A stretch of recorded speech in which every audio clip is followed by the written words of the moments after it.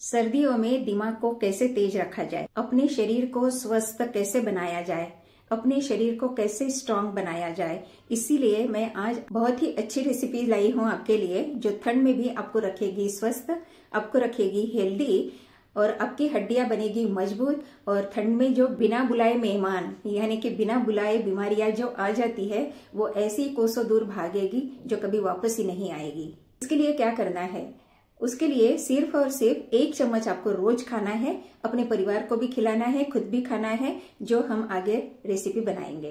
तो साथियों नमस्कार, मैं लता पांडे स्वागत करती हूँ आप सभी का जीवनसार चैनल में और फॉरएवर हेल्दी चैनल में। मेरी दोनों चैनल की फैमिली स्वस्थ रहे, मस्त रहे और व्यस्त रहे, इसीलिए मैं नई नई रेसिपीज ला रही हूँ। और भी आपको किसी सब्जेक्ट के ऊपर रेसिपी चाहिए तो बताइएगा, वो भी मैं आपको बना के दूंगी। सर्दियों में अगर गोंद आप खाते हैं तो आपके शरीर का दर्द, आपके कमर का दर्द ऐसे छूमंतर हो जाता है, घुटनों का दर्द भी भाग जाता है और आप रहते हैं तंदुरुस्त, आप रहते हैं हेल्दी और आपको कभी मेडिसिन की जरूरत भी नहीं पड़ेगी। अगर ये रेसिपी आप बना के खाते हैं तो रहेंगे फॉरएवर हेल्दी। तो चलिए चलते हैं वीडियो की तरफ। इसके लिए मैंने लिया है 100 ग्राम गोंद।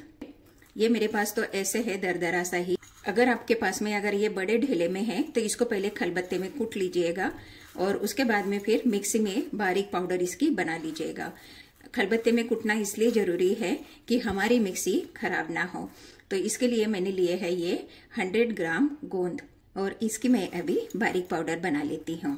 गोंद को मैंने पीस लिया है और ये बिल्कुल बारीक पाउडर हमको मिल चुका है। ये जो गोंद मैंने लिया है ना, ये सर्दियों वाला है, जो बबुल का होता है और ये शाइन करता है। यहाँ मैं आपको बता दूं, गोंद 2 तरीके से आते हैं। एक तो आता है बबुल का जो चमकता है और एक होता है गोंद कतीरा। वो थोड़ा डल डल सा कलर होता है उसका, वो व्हाइट ही होता है लेकिन उसका थोड़ा डल कलर होता है। गोंद कतीरा को हम लोग यूज करते हैं गर्मी में और सर्दियों में हम लोग यूज करते हैं ये बबुल का गोंद। तो मैंने ये सर्दियों वाला गोंद लिया हुआ है और जिस कढ़ाई में बनाना है उसी में ही मैं इसमें डाल रही हूँ। आप पैन में बना रहे हैं तो पैन में डाल दीजिएगा या अलग से बाउल में भी इसको डाल सकते हैं। तो मैंने एक कढ़ाई ली है और कढ़ाई में ही मैं इसको डाल रही हूँ। अब यहाँ एक रेशियो हमको याद रखना है कि अगर आपने 100 ग्राम गोंद लिया है तो 100 ग्राम घी ही आपको लेना है। अब ये घी मैं इसमें डाल देती हूँ। ये मैंने घी घर का लिया हुआ है। अभी जो मैंने घी कैसे बनाना है उसका जो वीडियो डाला था वही घी है ये, बिल्कुल शुद्ध और बिल्कुल क्लियर, घर वाला, कोई मिलावट नहीं, एकदम नेचुरल। तो इस तरीके से अच्छे से इसको हिला दीजिएगा। अच्छे से हिला देंगे ये गोंद घी को पी लेगा और इनकी दोस्ती हो जाएगी, यानी ये मिल जाएगा। सर्दियों में गोंद खाने से कमर दर्द दूर होता है, खत्म होता है, हड्डियां मजबूत होती है। मैंने इसको अच्छे से हिला दिया है, मिक्स कर लिया है और अब इसको लगा देती हूँ मैं ढक्कन, ताकि गोंद अच्छे से घी में डूब जाए। ये इसे ढक्कन लगा के साइड में इसको रख दीजिएगा। गोंद कभी भी अकेले नहीं खाया जाता, अगर खाते हैं तो आपके दांतों को ये चिपक जाएगा, इसलिए किसी न किसी रेमेडीज में इसको मिलाकर खाना चाहिए। अब मैं इसको रख देती हूँ साइड में। अब मैंने रेसिपी बनाने के लिए है 100 ग्राम बादाम, 100 ग्राम काजू, 100 ग्राम अखरोट, 2 टेबलस्पून है वाटरमेलन के बीज यानी कि तरबूजे के बीज, 2 टेबलस्पून है खरबूजे के बीज यानी कि मस्क मेलन। ये सारी शरीर के लिए बहुत अच्छी होती है, दिमाग के लिए बहुत अच्छी होती है। अगर ये रेसिपीज आप बना के खाते हैं तो आपको मेडिसिन की तो जरूरत पड़ेगी ही नहीं। आपका शरीर स्वस्थ रहेगा, आपका दिमाग तेज बनेगा और बीमारियां आपसे कोसों दूर भागेंगी। अब इन सारी चीजों को मैं दरदरा कर लेती हूँ, फाइन पेस्ट नहीं बनाना है। अगर फाइन पेस्ट हम बनाएंगे ना तो इसका तेल निकलने लगेगा और हमें वो नहीं चाहिए, हमें सिर्फ इसके टुकड़े चाहिए। 2 सेकंड चलाया फिर बंद कर दिया, 2 सेकंड चलाया फिर बंद कर दिया। यहाँ यही ख्याल रखना है कि इन सारी चीजों का तेल नहीं निकलना चाहिए। सबसे पहले बादाम को ग्राइंड करूंगी, उसमें फिर अखरोट डालूंगी, उसके बाद काजू और ये सीड्स तो फिर बहुत जल्दी ग्राइंड हो जाते हैं। इन सभी का ऐसे दरदरा सा पाउडर बनाना है इस रेसिपी के लिए। तो इसको मैं रख देती हूँ साइड में। मैंने ये 2 अंजीर बारीक टुकड़ों में काट लिया है। ये मैंने 100 ग्राम गोला कद्दूकस कर लिया है। आप ग्रेटेड जो आता है नारियल का बुरा वो भी ले सकते हैं या घर में ऐसे ग्रेट कर सकते हैं। अब इसको मैं कर लूंगी कढ़ाई में फ्राई। कढ़ाई गर्म होने के बाद में इसको बिल्कुल स्लो फ्लेम के ऊपर कर देती हूँ और ये जो नारियल को कद्दूकस कर लिया था वो मैं अच्छे से भूंज लेती हूँ। कलर चेंज नहीं होना है, इसको जलाना नहीं है। बिल्कुल स्लो आंच के ऊपर इसको भूनना है और हमें एकदम क्रिस्पी क्रिस्पी मिले। अगर हम इसको फ्राई कर लेते हैं तो बहुत अच्छा स्वाद आता है इसका। धीमी आंच के ऊपर ही इसको भूंजे। इसकी खुशबू आती है जब तक ही भूंजे, काला नहीं करना है, हमें कलर नहीं चेंज करना है, लेकिन ये भूंज गया है, बहुत अच्छे से खुशबू इसकी आ रही है।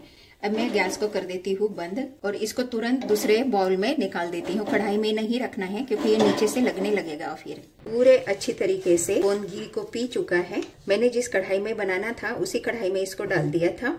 आपने अगर अलग बाउल में डाला है तो आपको एक यहाँ पैन लेना पड़ेगा या कढ़ाई लेनी पड़ेगी और कढ़ाई में उसको ट्रांसफर करना पड़ेगा। अब मैंने मीडियम आंच के ऊपर कढ़ाई को रख दिया है और घी पिघलने लगा है। ये ध्यान रखे, एक जैसे इसको हिलाते रहना है, ये नीचे ना लगे, इस बात का ध्यान रखे। अच्छे से हिलाते रहना है। घी पिघलने लगा है और अब गोंद फ्राई होने लगेगा।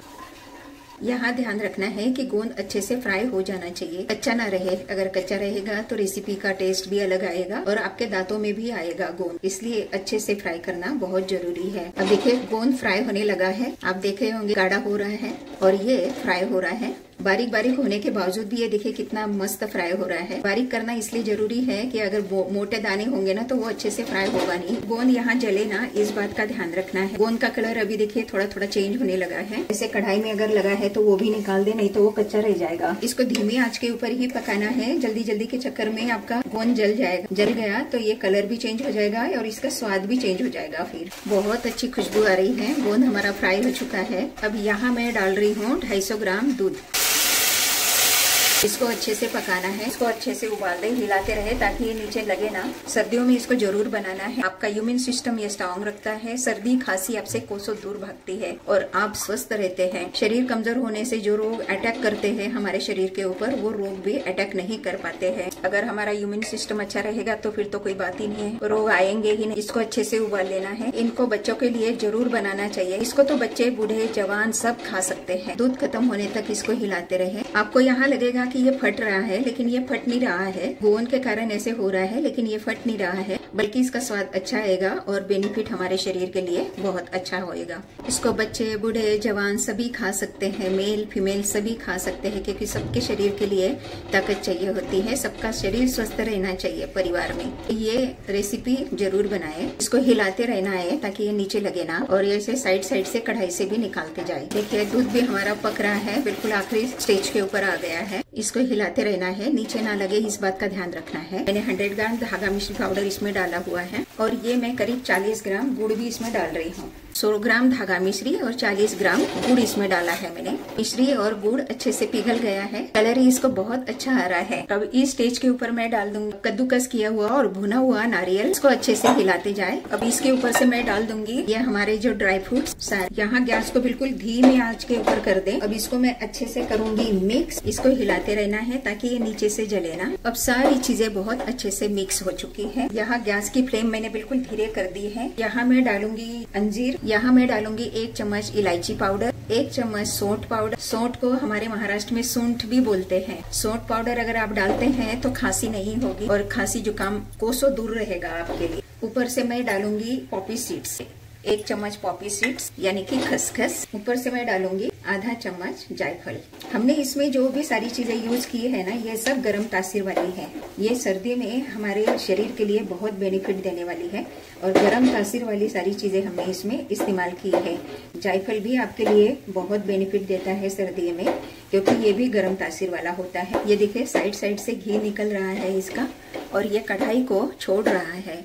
ये जो दरदरी सी चीजें थी ऊपर से, इनको मैंने आधा चम्मच घी डालकर फ्राई कर लिया है ताकि ये क्रंची हो जाए और मुंह में आएंगे खाने के लिए ना तो बड़ा अच्छा लगेगा। ये मैं इनको डाल के इसमें मिक्स कर देती हूँ। बहुत अच्छे से मिक्स कर दीजिएगा, दिखने में भी अच्छा लगेगा और खाने में भी अच्छा लगेगा। देखिए ऊपर से आ रहे हैं ना बादाम के टुकड़े, तो ये फ्राई किए हुए हैं। अब ये साइड से घी छोड़ रहा है तो ये समझिए कि हमारा पाक पूरा तैयार हो चुका है। अगर घी नहीं छोड़ रहा, कढ़ाई से नहीं छूट रहा है, तो ये समझिए कि आपने घी कम डाला है। इसलिए इसके रेशियो का बड़ा ध्यान रखना है, क्योंकि 100 ग्राम अगर आप गोंद लेते हैं तो 100 ग्राम ही घी लेना है आपने, और बाकी सारी चीजों में तो ऑलरेडी तेल होता ही है। बिल्कुल परफेक्ट हमारी रेसिपी बन चुकी है यहाँ।